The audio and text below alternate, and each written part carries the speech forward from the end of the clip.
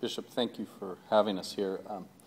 We had the privilege of going to Syria in one of our stops at a real majestic monastery up in Marmusa.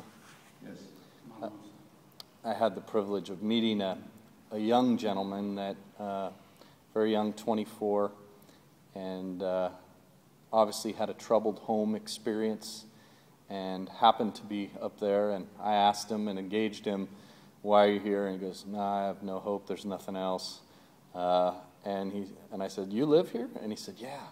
And so I go, "No." And he said, "Yeah, let me show you my bedroom." So he took me to his bedroom in this back rock, and on the door, it said Christian Maronite on the door, and he showed me some war wounds or some fighting wounds on his legs that he had been fighting, and he felt like it's been, it's some troubled situations, and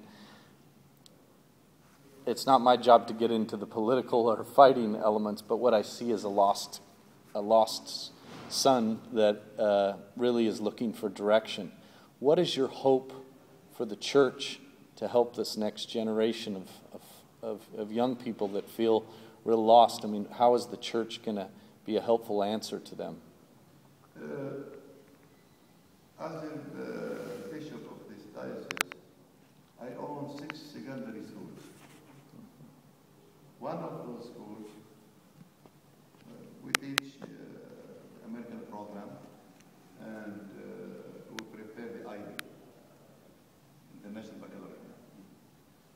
So 4 or 5 years ago, we received the American ambassador to talk with the children of 18 years.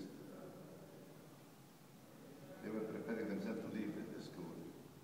And he told me, "May I ask them a special question?" I said, "Yes."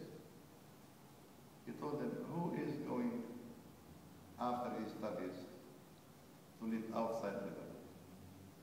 The majority. The majority. I was sad. Saying to myself, well, what we are doing? What we are doing? Preparing our people to leave.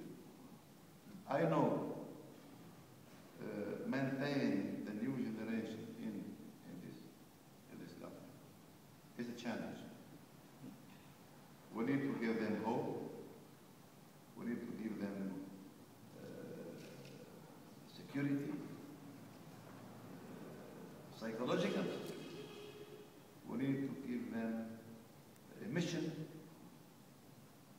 It's not easy, but we are doing our best. And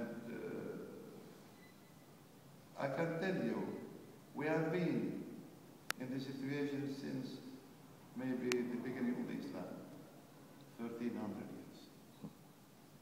We continue. We're continuing, evidently. We listen some Muslim wise people. For example, the Sheikh Hussein brother, Amir Hassan. He's a wonderful man.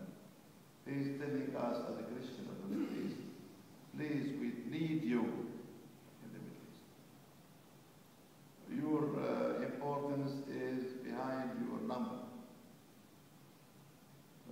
Middle East without a Christian is not the same. We need your presence. We need. Maybe if we create a new mentality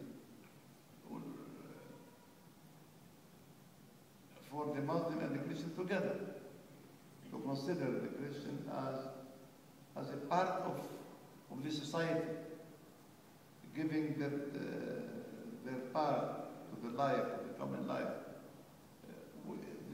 We are discussing this matter in our new session of Rome next month.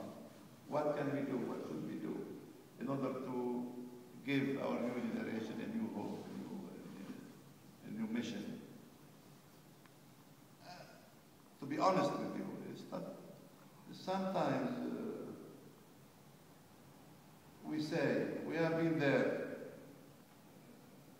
since 100 years, and we will continue. This attitude is not reasonable, but it's a passion. This is the passion of life. We will continue. It's our right to stay. It's our country. Maybe it's not enough. It's not enough. We have to be to work with our heart and our mind at the same time. Thank you. We hope. We hope. That's why you are here. That's right. That's why you are here. Please.